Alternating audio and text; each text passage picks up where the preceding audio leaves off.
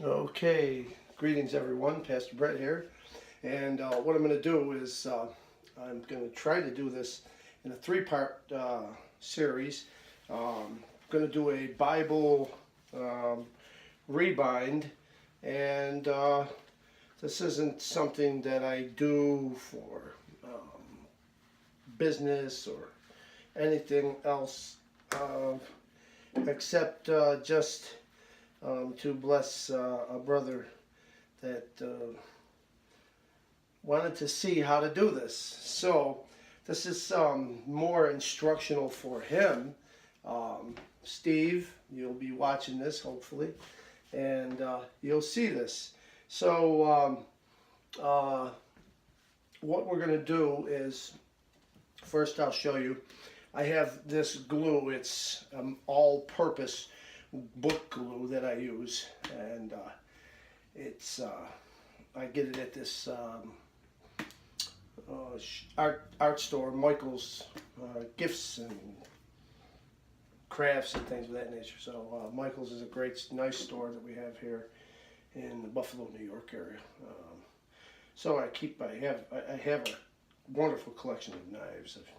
I'm a knife collector. I love knives. Good stuff. Good stuff to have, very handy. Very sharp blades, so have to be very careful.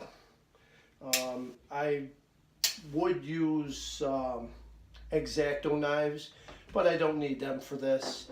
What I use more than anything else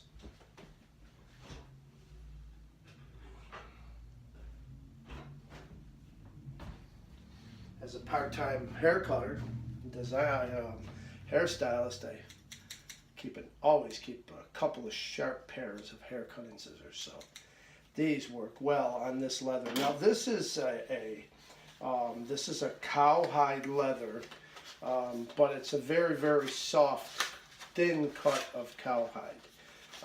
It's has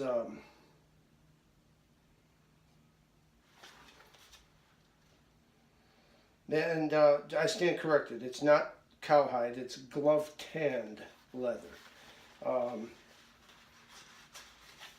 which is, again, as I said, a very thin cut of leather. I'll show you in a second as soon as I clean up these things. Little tabs. Alright, so here's the leather, and you can see how nice it is. It's very thin. It's, of course, not ironed or brushed on the back side. This is ironed on the front side. This is the side, of course, that will face out. It's flexible. It's nice. It's good for putting on Bible covers. What I'm going to do is I bought another piece of leather, and I'll lay this out here, put the scissors and the knife to the side. I'll lay this leather out.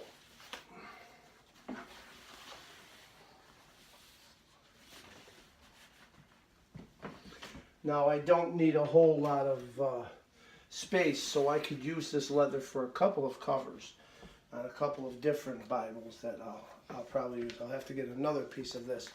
This is another piece of genuine leather, and well, when you hear genuine leather, you usually think pigskin. This is a very soft yet thick cut of genuine leather. It's just raw hide. It's not your traditional pigskin that you would expect.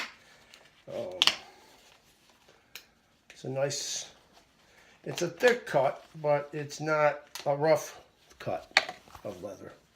As you can see, it's very nice. Has a nice sheen to it on the one side, ironed on one side, and of course rough on the other. This is going to be the liner for the inside of the cover. This is something that I used to do years ago. I haven't done it in a while. I did it recently on a couple of little things that I did for myself, but nothing major. This I'm going to put a little bit more work into it. This is the book block. It's just a plain KJV text that the brother wanted. It came here, Thomas Nelson KJV Pew Bible. Okay, so Steve wanted this, and so this is what I'm going to do. What I did was I cut it out. It was a hardback, just a Pew Bible, hardback.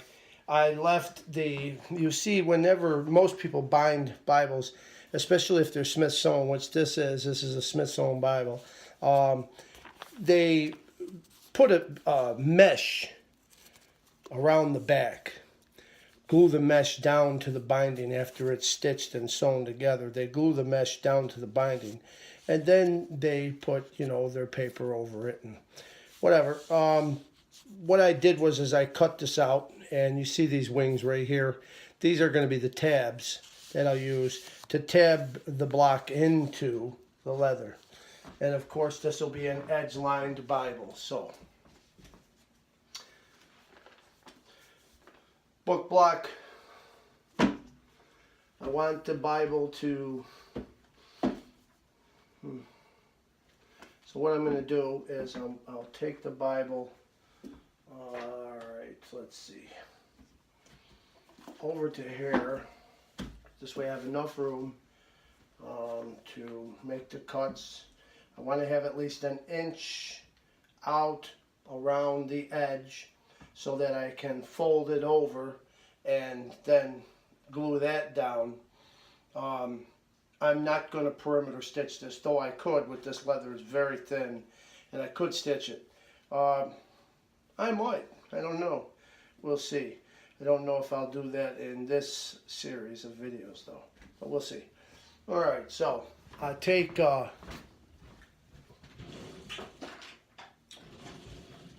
nice Sharpie, permanent black ink marker. Since it's on the inside, nobody's going to see it. I'll take this and I'll mark the book block. Let me do this. I'm not going to use the Sharpie because that will mark the edge of the Bible. Let me get, oh, there you go.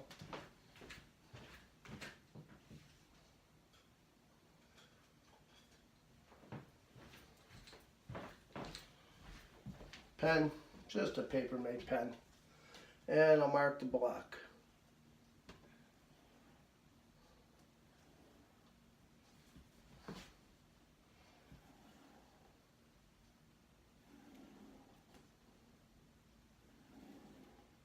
Mark the block like so.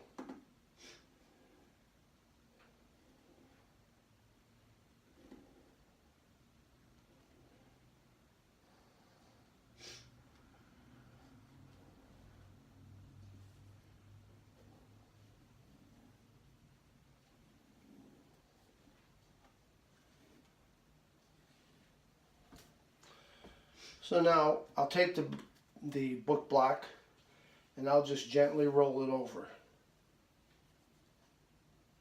Drop it down. Now I have the other half. And mark the block.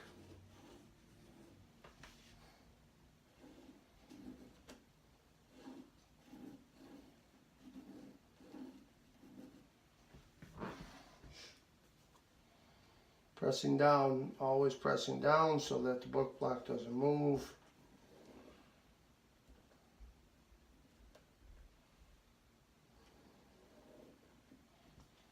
Now, what you'll end up having is your mark right there. I don't know if you can see it. I'll bring it over so you can see my square up close. And that's how you mark, Steve. That's how you mark your block, like that. Now the block is set. I know how big the block is going to be. Now I want to mark it with a ruler.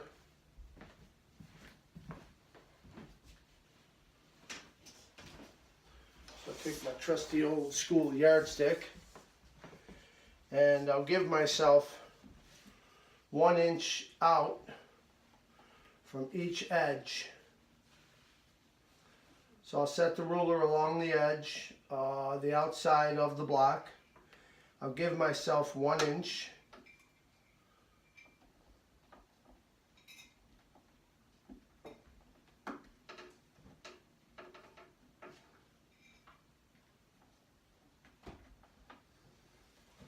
Now that I'm outside the book block and I already have that mark set, I can use the Sharpie. It's a lot easier than the pen.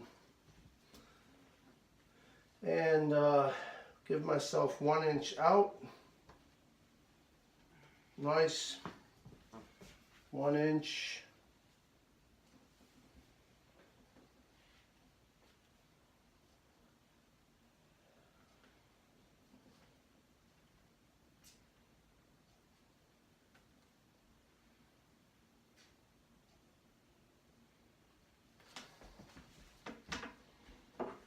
And then I mark it.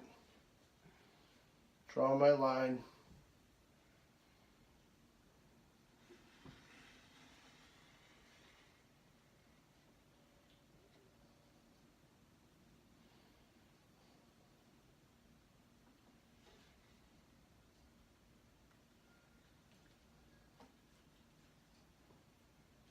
I want to make sure that my line is set 1 inch out there.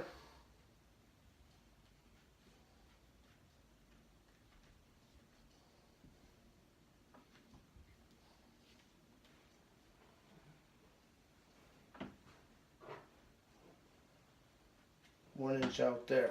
Okay. Now do it again over here. Same thing. And when you're marking this, at least Steve, when you're doing this, you want to make sure that you're measuring from the corners out so that you get 1 inch margin all the way around. And again, the 1 inch margin just gives you a healthy margin to fold over. When doing corners, for anybody else that's watching this, especially for you professionals, no offense, God bless you, thank you, appreciate what you do. That's why I purchase your Bibles, especially Diego Coloca, because you're the professional. You're better at this than I'll ever be, I'm sure, but I'm not trying to do this as a business, just doing this for a brother and friend. So, having said that, I'll say that this is what I do with the corners. I don't do the corners round, or I don't round them perfectly. I don't fold the corners perfectly like they do. What I do is I make 3 cuts, and then I overlap those cuts, and that allows the corner to be rounded rather than squared.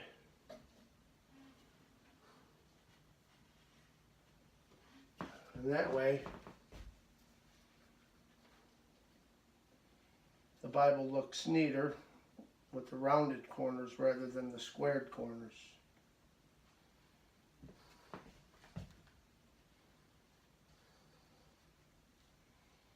Making sure these are 1 inch out.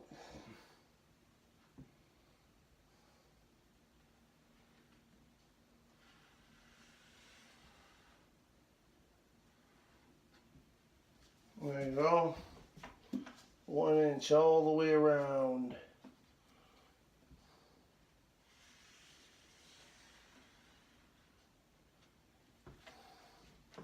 So now what you have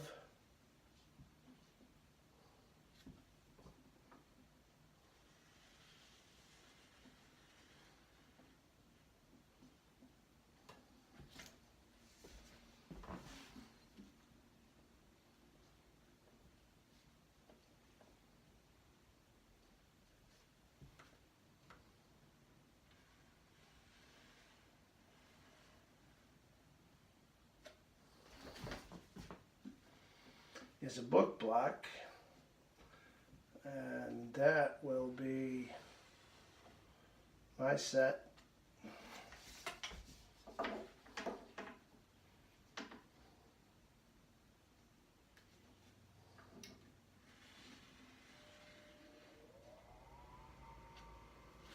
There's my block.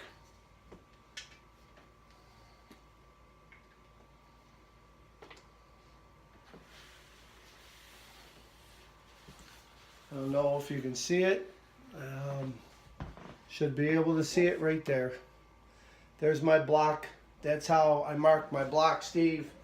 And then that'll help you to understand how to set that up. Now, what I'll do, just to show you something that'll just make it a little simpler for you to understand, take and set your book block back inside your markers. And you want to set it so that it's just touching the line that you drew. Make sure that you can see the line on all sides, but that you're just right to the edge of the line.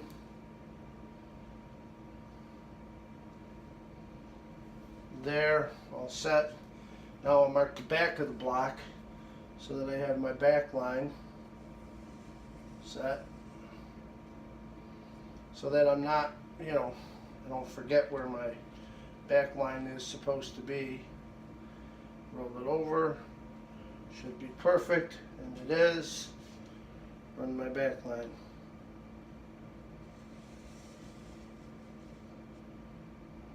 And there's my book block.